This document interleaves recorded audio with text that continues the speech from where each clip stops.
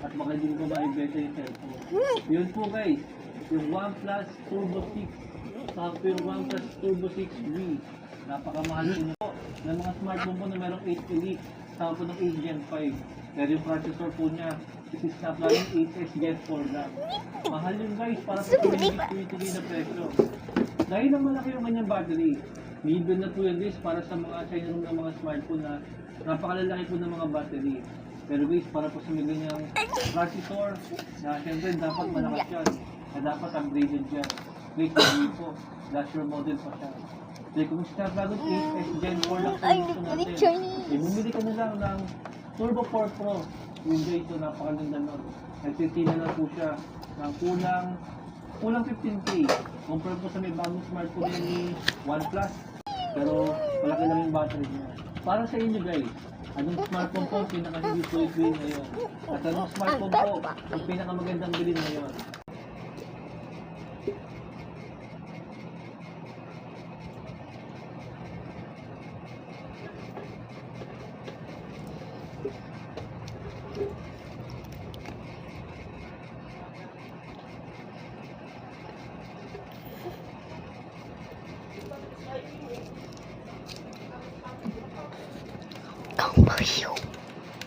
Okay, ito na ang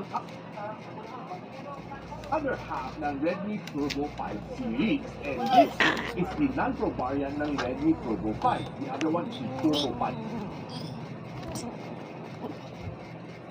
and Max, which is na-review na natin previous one.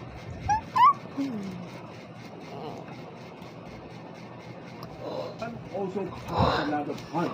Na-try ko siya on my first 48 hours and guys, hindi ko naman siya hina-hype pero this is probably going to be the Poco X8 Pro. So ano ako nilalaman dito? Alamin natin after this video.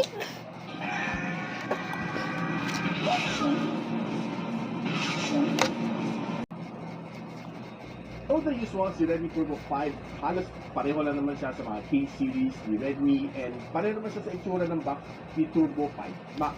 So dito sa series, Turbo 5 din nakasulat and that's okay.